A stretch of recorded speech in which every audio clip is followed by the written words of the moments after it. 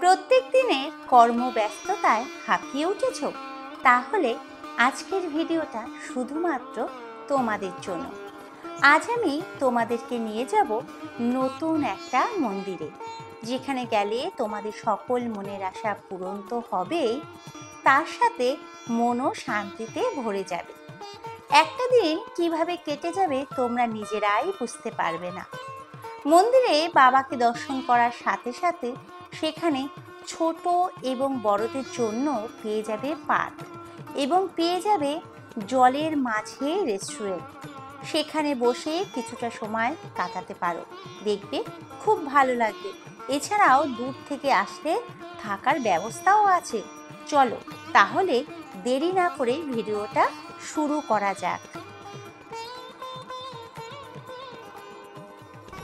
বন্ধুরা, আমি এখন চলে এসেছি সাই বাবার মন্দিরে। এই দেখো সাই বাবার মন্দির, কি সুন্দর। আর এই সাই বাবার মন্দিরে তোমরা সহজ পদ্ধতিতে কিভাবে আসবে, ভোগের ব্যবস্থা আছে কি না, কখন খোলে কখন বন্ধ হয়, সন্ধ্যা আরতি কখন হয়, সবটাই তোমাদের বলে দেবো আজকে আমার এই ছোট্ট ভিডিওতে। তাই ভিডিওটা স্কিপ না করে তোমরা পুরোটা দেখতে থাকো, দেখবে তোমাদের খুব ভালো লাগবে। চলো তাহলে মন্দিরের ভিতরে যাওয়া যাক। এই সাই বাবার মন্দিরটি পান্ডুয়া এবং খন্নান স্টেশনের মধ্যবর্তী এলাকার জিটি রোডের উপর অবস্থিত। এইটা পুরোটাই কিন্তু জিটি রোড।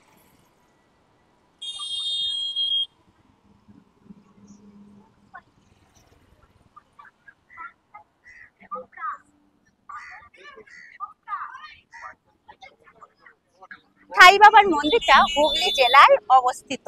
আর এই সাই বাবা মন্দিরটা সাই ভিলেজ নামে পরিচিত। এই হলো দেখুন বড় বড় করে লেখা রয়েছে সাই ভিলেজ।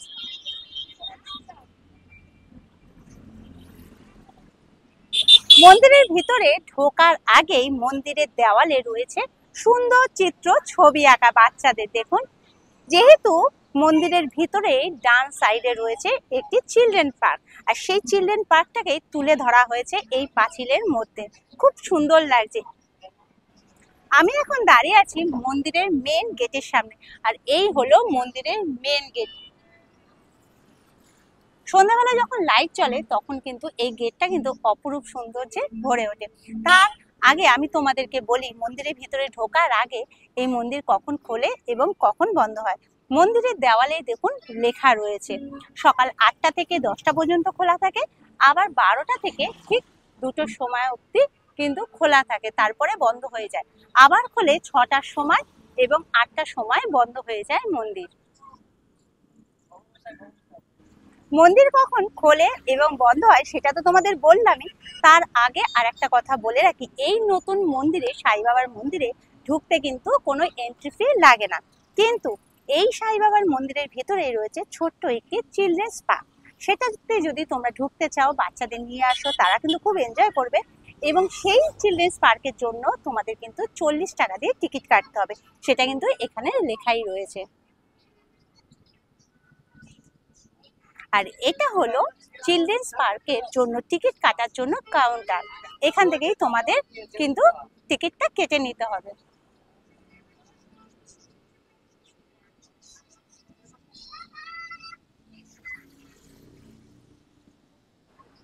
চলো এবার আমরা মেন গেট দিয়ে মন্দিরের ভিতরে প্রবেশ করি। চলো।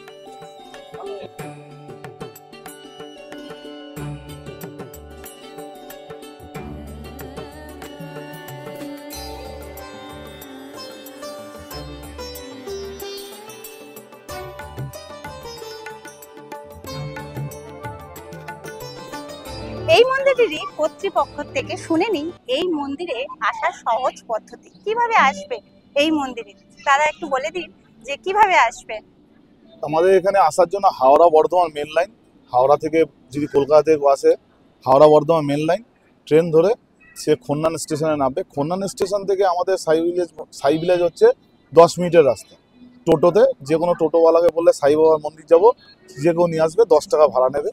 আর যদি কেউ শিয়ালদা নৈহাটি থেকে আসে তাহলে আপনার ব্যান্ডেল আসতে হবে, ব্যান্ডেল থেকে বর্ধমান লোকাল ট্রেন ধরতে হবে, বর্ধমান লোকাল ট্রেন ধরলে আমাদের খন্নান স্টেশনে নামা যাবে। আর বাই রুট যেটা নিয়ে আছে দিল্লি রোড হয়ে আসা। আচ্ছা দাদা, বলছি এই মন্দিরে কি ভোগের ব্যবস্থা কিছু আছে? হ্যাঁ, এই মন্দিরে ভোগের ব্যবস্থা আছে। বৃহস্পতিবার, প্রত্যেক বৃহস্পতিবার ভোগ হয়।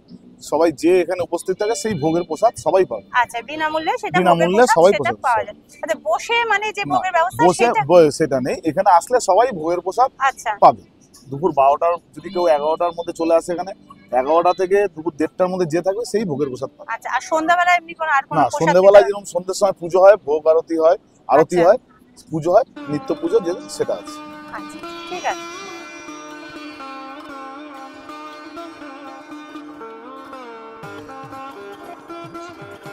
মন্দির চত্বরটা কিন্তু ভীষণই সুন্দর, আর এদিকে দেখুন চারিদিকে সুন্দর গাছপালা লাগানো। আর এখানে রয়েছে একটি ফোয়ারার জায়গা রয়েছে, এখন আপাতত বন্ধ রয়েছে ফোয়ারাটা। আর দুদিকে রয়েছে দুটো সিঁড়ি, ভীষণই কিন্তু সুন্দর।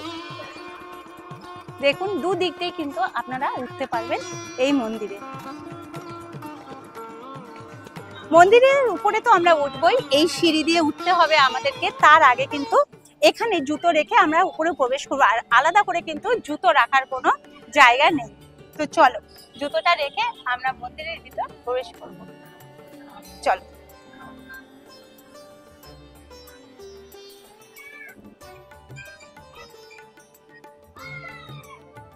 ভীষণই সুন্দর এবং মার্বেল করা, পরিষ্কার এবং পরিচ্ছন্ন কিন্তু এই মন্দিরটা।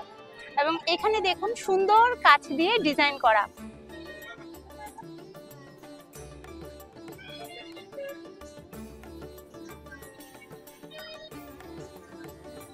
দারুণ। সিঁড়ি দিয়ে আমরা তো উঠলাম ফার্স্ট ফ্লোরে, চলো ফার্স্ট ফ্লোরটা তোমাদের একটু ঘুরিয়ে দেখিয়ে দিই, আসো। ফার্স্ট ফ্লোরে এই দেওয়ালে দেখো সাই বাবার কর্মজীবনের বিভিন্ন চরিত্রকে এই দেওয়ালে কিন্তু তুলে ধরা হয়েছে। দেখুন কি সুন্দর।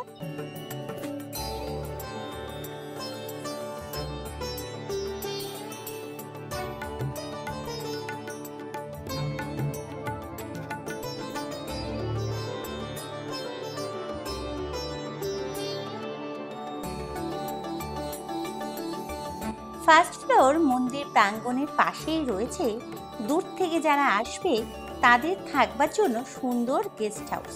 চলো গেস্ট হাউসটা দেখে নিই।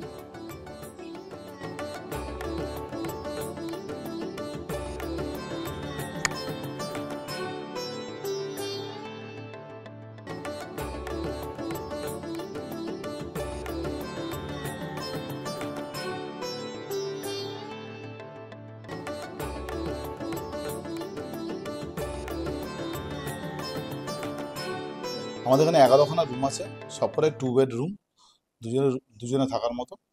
আর এর ভাড়া হচ্ছে, যদি কেউ মন্দির পারপাস আসে তার জন্য কিছু কনসেশন হয়। এমনি 1000 টাকা ভাড়া আছে, আর এসি সমেত 1500 টাকা এটা ভাড়া।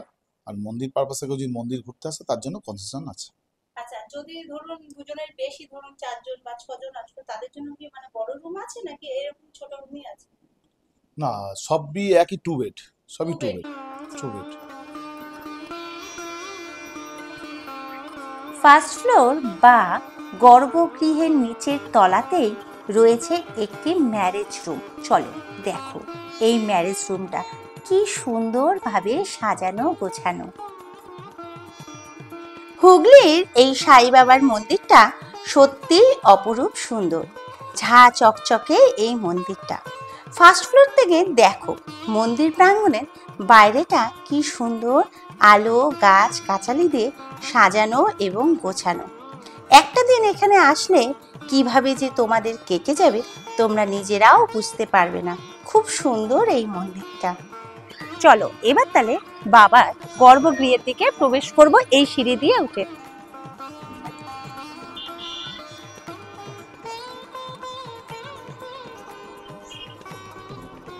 উঠেই কিন্তু রয়েছে তিনটে ঘন্টা।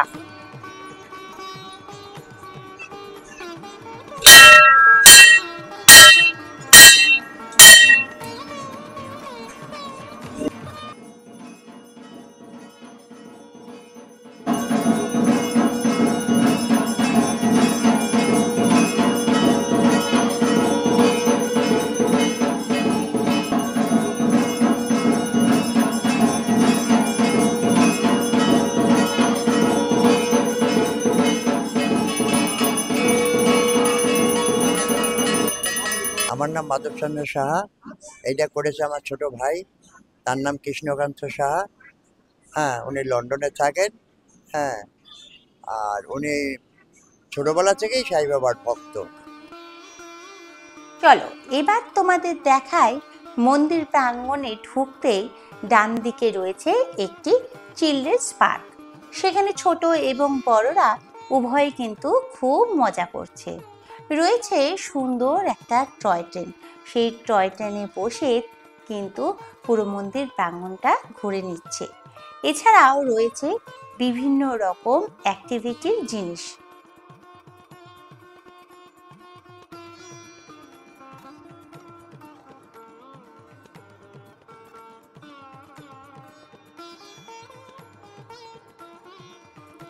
এছাড়াও মন্দিরের একদম পাশে রয়েছে একটি রেস্টুরেন্ট, সেখান থেকে তোমরা বিভিন্ন রকম খাবার খেয়ে নিতে পারো।